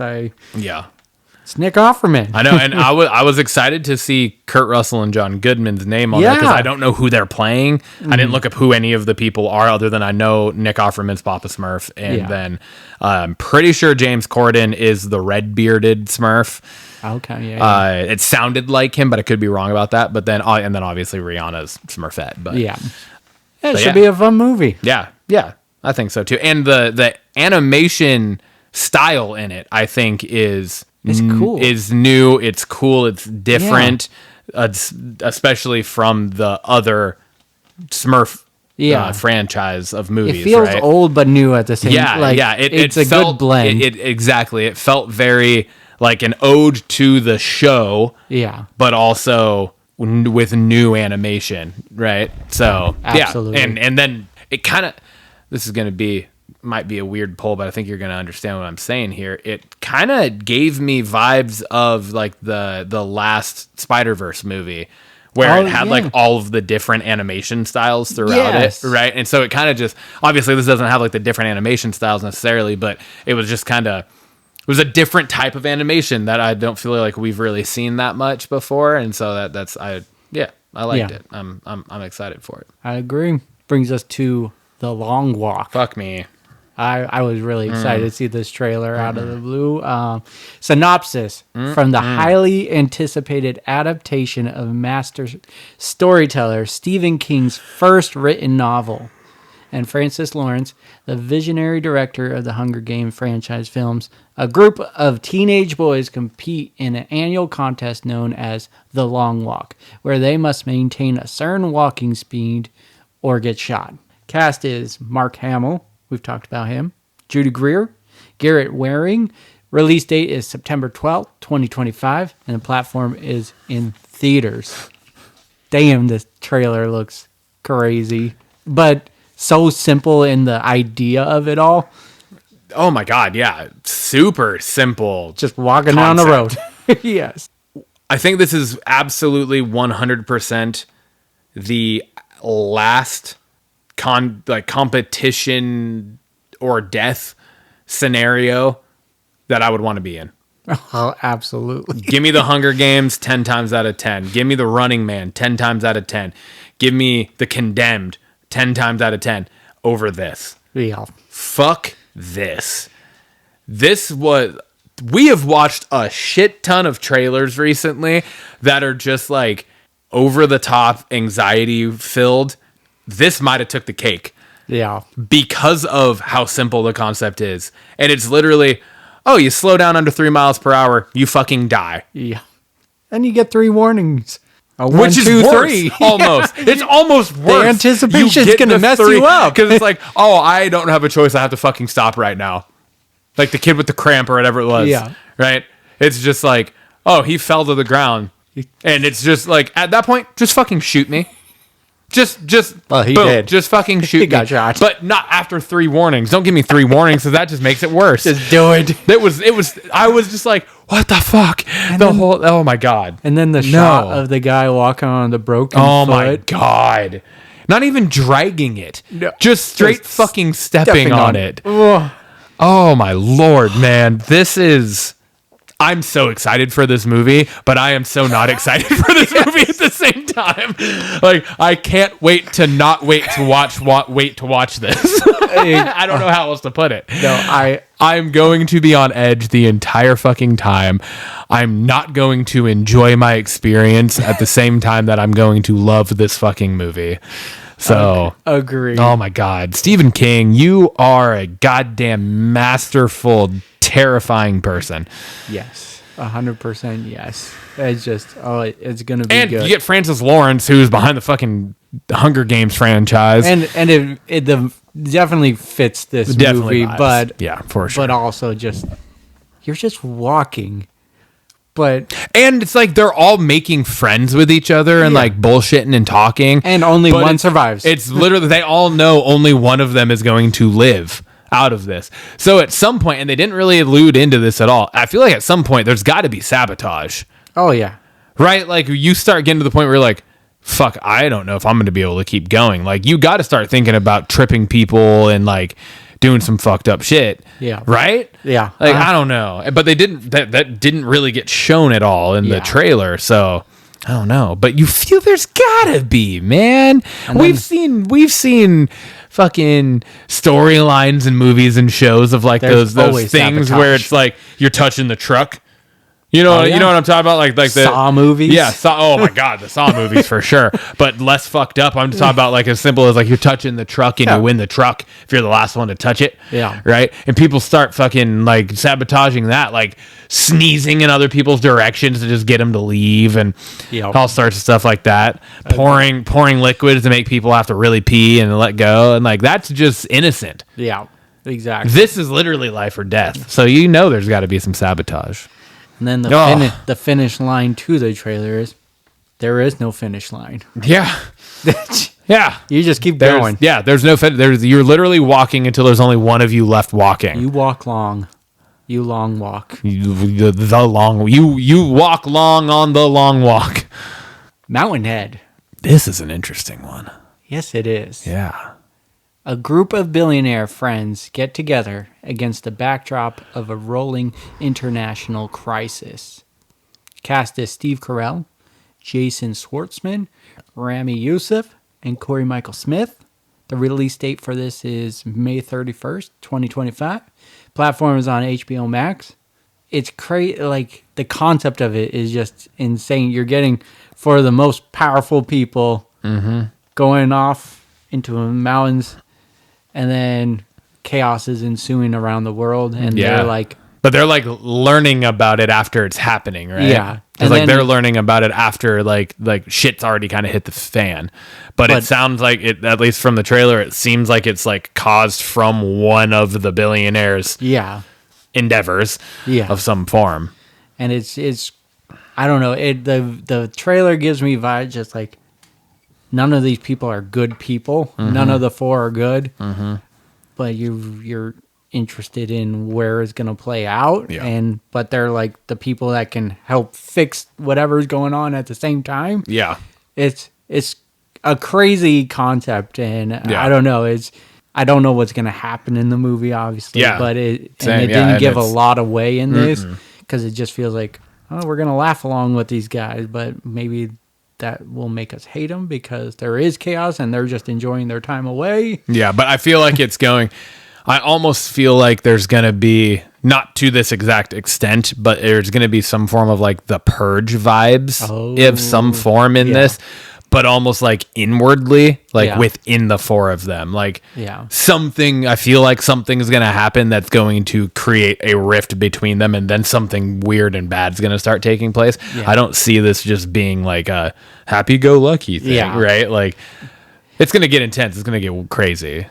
And I've never watched, but I was reading like comments like under the trailer, and they're like, well, I've been missing Succession. I've been missing White Lotus. This fits in perfectly. And people are really excited. And it is from one of the creators of Succession. So, So I never watched Succession. I haven't. I think I watched like really I think I watched things. like the first episode, and at least at that point I just didn't get into it. But yeah. That brings us over to the series side of things. All right, yeah, I put this on here, but I know you would have also. Ironheart, right? We finally talked. You mentioned this a few couple episodes ago that this was coming out soon, and you kind of said that we just like hadn't really gotten anything about it, and well, here we go. Got the full thing. Synopsis. Set after the events of Black Panther, Wakanda Forever, Marvel Television's Ironheart pits technology against magic when Riri Williams, a young genius inventor determined to make her mark on the world, returns to her hometown of Chicago. Her unique take on building iron suits is brilliant, but in pursuit of her ambition, she finds herself wrapped up with the mysterious yet charming Parker Robbins, a.k.a. The Hood. The cast of this is Dominique Thorne as Riri Williams, Anthony Ramos as The Hood, Lyric Ross and Alden Ehrenreich, or Ehrenreich, however you say that. Release date will be June 24th of this year, and it will be coming out on Disney Plus. I think it's exciting to finally get, because we've known that this has been in the works for a long time now, right? Just with her introduction in Black Panther, you just kind of knew that they were going to continue this character. We're assuming.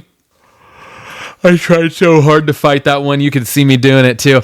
I did. I'm assuming that they're going to eventually win what is now being titled the Champions, which is the Young Avengers. Comes to fruition that she will be a part of this. And so we knew this has been in the works, and now it's just exciting to see this happening again, right? Like we're getting her back. It feels very... I feel at least in the same kind of vein as when we were getting the lead up and all the marketing for Miss Marvel, where you're getting Kamala Khan, and you're getting, just that kind of same vibe where it's this one-off, side shoot of a character getting its own show. Yeah, one that we've seen a little bit of, but not a lot of, and I don't know. I think it's exciting. I'm stoked for it. I'm here for everything that has to do with the MCU, as has been very well documented. So, what do you think? No, I agree. I definitely feel like, again, that just the Young Avengers came first to mind. Is obvious, even in Black Panther, Wakanda Forever just got that Iron Man vibes, when he first came out, and that's kind of where this feels like it's going. But I just also like seeing different just characters like the Hood coming into this, and it feels like it's not going to be like he's the immediate bad guy, but slowly becoming into that. He was in Miss Marvel, wasn't he? I don't remember him being in it, but he could have been. I'm trying to think who was that one other kind of side character that like helped her out a couple times. I thought that was him as the Hood. Maybe. But I'll have to check that out. But it's cool to see like magic coming in, especially with like talks of Mephisto and talks of Oh yeah. and just like X-Men coming into the part. It's just it's branching out and I like it, and I think to your point, it just gave very similar vibes to like Miss Marvel, and I enjoyed that show a lot. I loved that show, and it's probably top 3 for me in the Marvel shows. Yeah, is Miss Marvel. I would agree. I've loved it. I thought it was awesome. It was a fun one, and so I feel like this fits right into that, and it just gives us almost like a little breather before we get right into Fantastic Four and Doomsday. So. Okay, who the hell was it then? Who am I thinking of? Damn it! I tried to fact check it live. The Hood was not in. Because I was in L.A., right? Miss Marvel was in L.A., I want to say, and this is in Chicago. I mean, it's not. I just feel like we've seen the Hood before for some reason, but I guess not. Yeah. Is this the first time that we're seeing the Hood? I feel it has to be. Okay, fair enough. I didn't think it was, but yeah, I'm stoked for this regardless. And we get, we just had Thunderbolts. This comes out. Yeah. Fuck this. This starts streaming. This only like a month. A month before. Yeah, well, a month and a week. Yeah, a month and a week from now. But it starts streaming only like, I think it's less than a month before the Fantastic Four comes out. Oh yeah, it's only 6 episodes. So it might line up perfectly then, right? Yeah. So it's kind of cool that's how they're kind of getting back to that almost sort of, right? It seems like at least a little bit where they're like having a movie drop and then there's a show in between to kind of tide you over, and then there's a movie drop and then hopefully another show and so on and so forth. Agreed. This brings us over to Task. FBI agent Tom leads a task force in a Philadelphia suburb to put an end to a string of drug house robberies led by an unsuspecting family man. Cast is Mark Ruffalo, Sylvia D'Annunzio, and Emilia Jones. Release date is in September 2025. It didn't give a definitive date, but again, another HBO Max show. I thought the trailer is great. It looks hard. It goes hard. Mm-hmm. It's gonna be a violent one. It kind of gave me vibes of that Apple Plus show that just came out. It was Dope Thief, yeah. It kind of gave me those kind of vibes. Yeah, for sure. I see that. You got Mark. I'm a big fan of Mark Ruffalo. Me too. The Hulk for us in the Marvel. But MCU. he looks like a kind of battered, down on his luck. He kind of reminds me in a sense of Gerard Butler's character in Den of Thieves. Oh yeah. Kind of. You know, he's kind of like that disgruntled, older, old timer. Yeah. On the force type guy. Kind of seems like this. Yeah, and then just you could tell some stuff is going to go down just because he's leading a team of younger people who have not a lot of experience, and so it felt emotional. You felt the violence, and I feel like it's gonna be a good show. And I really like the actor who plays the unsuspecting family man, the guy that had the long hair in the trailer. That was like the lead guy of the robberies. His name's not on it isn't put down on the cast here, and I forget exactly what his name is, but he was he played in Ozarks. Oh, okay. He was the mom's brother in that, and he was awesome in that show for the time he was on it.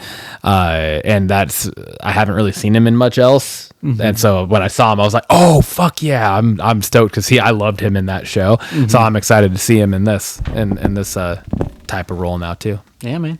Brings us over to Fred. Follow up rumors, early development. We did that pretty good for never doing that in cohesion before. That was pretty solid. All right. We got on here. I think this is the only thing that we have on this portion of the show this week. And it's a pretty fucking good one. We got the newest Superman trailer, which gave us quite a bit more. Yeah. Kind of dove a little bit more into, I feel like, what storyline is going to be about a little more of, at least, and kind of the angle of where we're getting this all from, right? Because like almost the entire trailer is essentially like a interview between Lois Lane and Clark Kent as Superman. So it shows you that if not the whole film, at least at some point in the film, she quickly, in this very first film of the DCU that we're getting of Superman, Lois Lane is finding out that Clark Kent is Superman. Yeah. You know, she's being able to see behind the glasses. Yep. Right. Which I say that because that's fucking that's one of the reasons why I can't stand Superman as a superhero, is because I am a superhero. Is that you? Who are you? Yep. You're not my co-host. Exactly. Yeah. Brian! I'm back. There you are. Disguised. Where'd you go? Right, I know. It's super convincing. So, anyways. But all that, neither here nor there. Getting back to the point of this. Trailer looks dope. It continues to get me invested in Superman again, which I have never really been that invested in Superman. But James Gunn knows how to tickle my fancy, I think. And so getting to see Metamorpho creating fucking kryptonite in the cell was kind of fucking wild to see. You get some pretty good glimpses of the rest of the kind of crew that Hot Girl, Green Lantern, Green Lantern, but the dude with the mask. Oh god damn it! I forget his fucking name. That's gonna piss me off. It's like right on the tip of my tongue, Mr. Terrific. Mr. Terrific. Yep. Mr. Terrific's in there. And yeah, so I don't know. We're getting new DC characters that we really haven't seen in live action at least that much before, if at all, for some of them in this very first Superman film, which I don't feel like is typical. Yeah. Right. But it kind of feels that there's a Guardians of the Galaxy-esque vibe to this, right? Obviously coming from James Gunn. Yeah. But just where it's like an introduction of this team, not an individual, but of a team kind of. And now I don't know plot-wise if Superman is working with Hot Girl and Mr. Terrific and all them, but just kind of that sense where you're getting multiple important characters introduced, just like we did in the Guardians of the Galaxy Volume 1, right? Yeah. So that's kind of, and there's like, you can tell that there's funny in this. There's very real, very serious drama, emotion, anger, fight, like everything, right? So I think you're going to get a good span across everything with it. Absolutely. And the visuals of this fucking thing so far look incredible. amazing. So. Yeah. I think I agree to your point. Taking off the glass, blah, blah, blah. But I like how they changed his voice for the interview. It was Clark Kent talking, and then when she goes to interview Superman, he changes his voice. Yeah, it's now Superman talking. It was that was a cool little twist to it. And then, just those details, right? And I feel like this movie is trying to do the opposite of what Snyder was trying to do with his, where it was almost exactly what MCU was doing, building the Justice League. This feels like it's already formed, and that's why we have all these characters in this movie already, and it's refreshing. He's opening the DCU with wide everyone. Open. Yeah, they're establishing the fact that all of these characters exist right away instead of doing the long game, because the long game has already been done, and it's already been done successfully, so you can't rewrite that formula. So this is the smartest way that James Gunn could do this. Exactly, and definitely got the vibes of like Guardians of the Galaxy and everything. It looks visually just stunning. Yeah, it looks like it's going to be top notch. I'm really excited for this one. Yeah. And I think that like Henry Cavill, great actor, but he was like almost too perfect looking. Yeah. Right, like David Cornsweet doesn't look perfect, right? He looks more kind of like your average dude. Does that make sense? Yeah, you know what I'm saying? 100%. Like he doesn't look like he necessarily is going to go be in a like modeling underwear in Calvin Klein. Yeah. Right. He looks more like your average dude and I don't know. I feel like it makes it more relatable almost. Like it just makes it. And you say that, I also like that Superman's getting his butt kicked through a lot of this movie, or through the trailer. Like most of what we've seen so far is him getting his ass handed to him. So it's going to be interesting. I think a lot of things that turn people away from Superman is he's just so powerful that it's Yeah, I mean, hard to that's- bring him down, right? One of my biggest fucking issues with him is the fact that the only goddamn weakness he has really is kryptonite. Yeah. And it's just like, okay. But it looks So you have like every power known to man, pretty much, and the only thing that you're allergic to is a rock. It's just, yeah, that's always been my qualm with Superman, and none of the other really live action versions versions in general of Superman have really ever like won me over. Yeah. So far, this trailer, I'm here for it. So I'm gonna give it its due respect, and I will definitely be watching this. And Yeah. I'm gonna go in with a blank slate and an open mind. Perfect. Brings us to our special segment of the week. This week we have our small screen sampler of the month, where we take at least the first episode of a show that we have covered before. Or I guess not necessarily covered, just a newer show that's kind of up and coming or big right now or whatever it is. This one just happens to be one that we have covered. Yeah. And we decided to do the 4 seasons. Yes, we did. On Netflix. The synopsis again is 3 suburban couples vacation together each season, but tensions arise when one couple splits up and the husband brings a much younger woman on subsequent trips.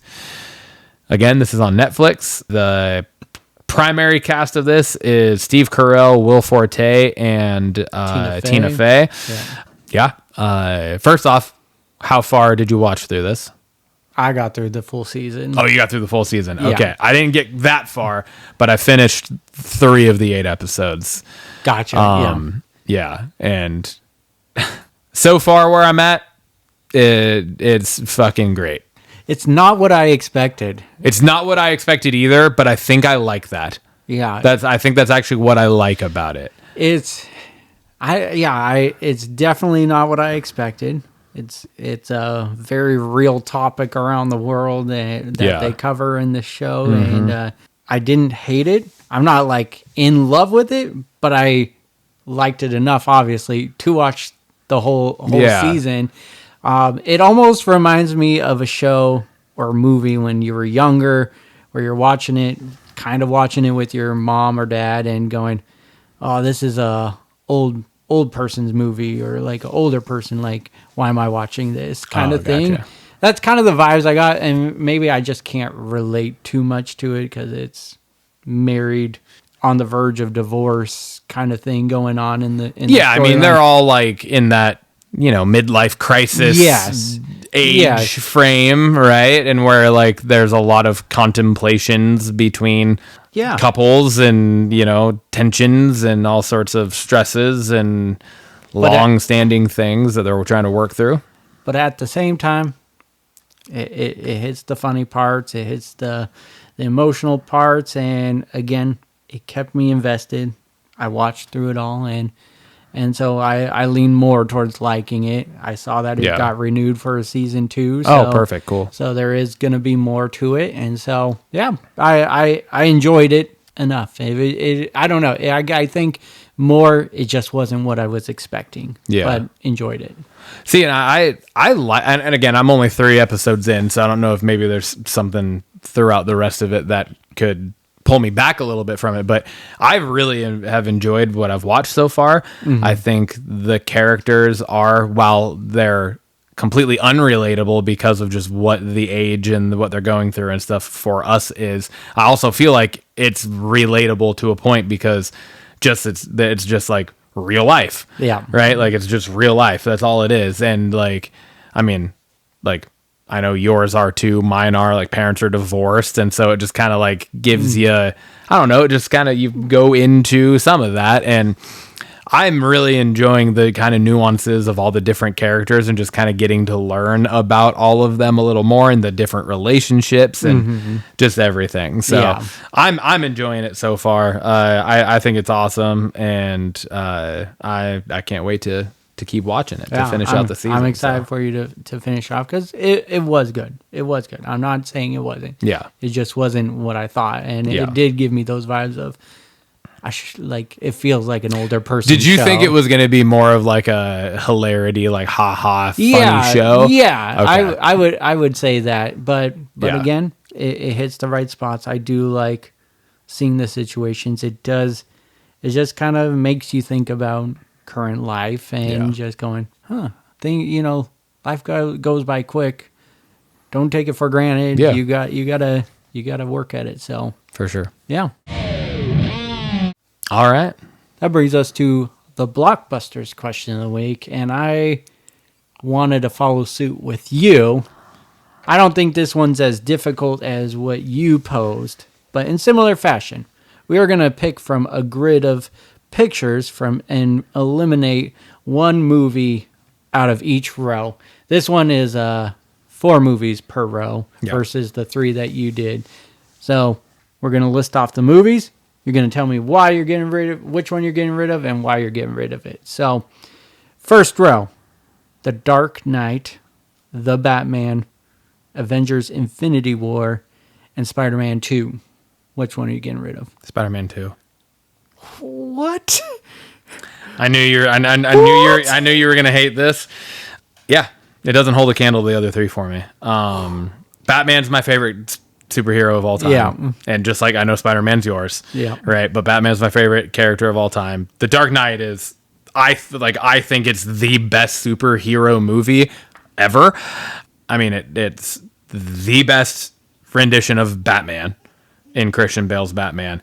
And you have the best character, not just superheroes, but I think character ever in the history of cinema in Heath Ledger's The Joker. Yeah. Right. So that's that. I absolutely loved Robert Pattinson's The Batman. I cannot wait for the second one. Just everything, the way it was shot, everything, like I thought it was fantastic. And Infinity War. You can't eliminate that. It's Infinity War, right? Which left me, and I know, Spider-Man 2's got to go. Sorry. That's my reasoning. It's not necessarily anything about Spider-Man 2 itself. It's just stacked up to the other 3 for me. Yeah. It doesn't even come close. So. Yeah. All right, well. I know you're not picking Spider-Man 2, so and I know you're not picking Infinity War. I'm assuming you're going with Robert Pattinson's The Batman. This Because if you get rid of The Dark Knight, I'm kicking your dick off right now. This was the hardest row. Like, just they're all bangers. Yeah. They're absolute bangers. Yeah, I agree 100%. I would get rid of Robert Pattinson's only because how the other 3 just felt top level. Not saying the Batman did not. It did. It was a great movie, and it brought the Penguin, which was a phenomenal show. Yes, one of absolutely. my favorites. It opens up that, and I'm very excited for it. But to me, just Spider-Man 2 just holds a special place in my heart.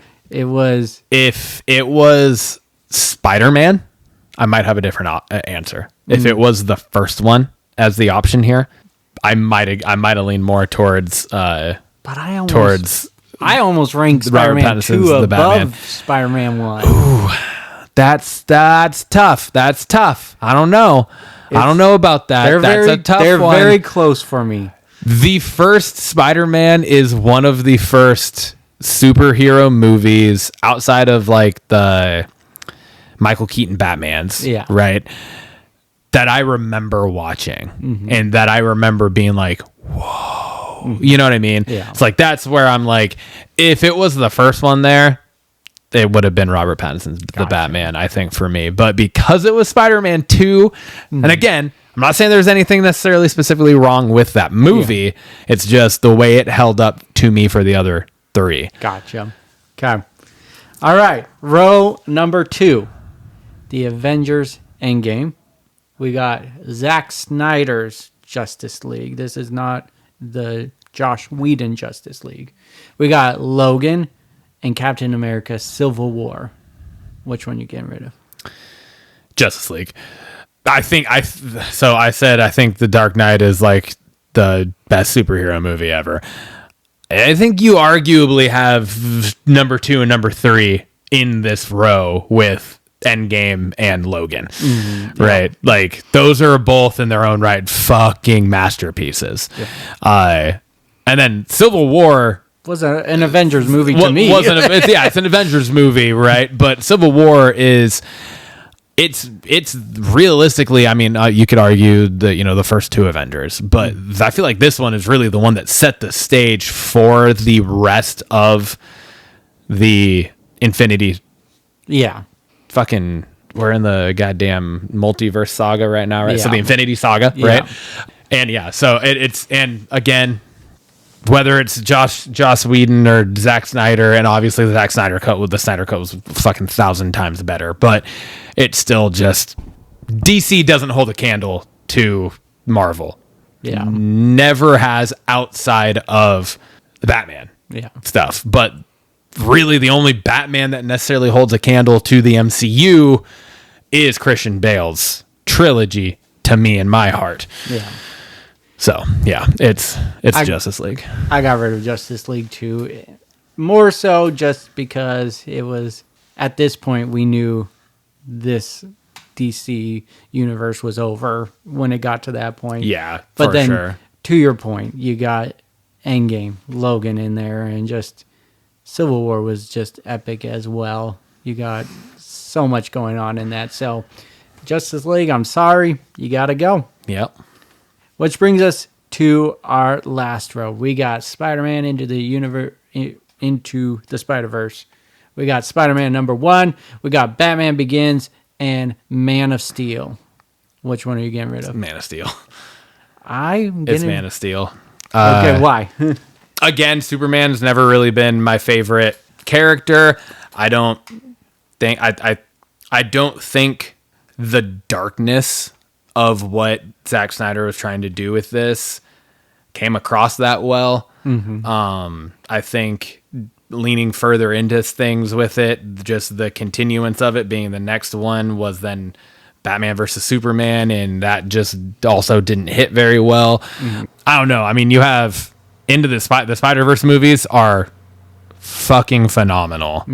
If I'm not mistaken, that one got nominated for, if not won, an Oscar. I think, it won one of the best picture. Animated or something like that. Yeah.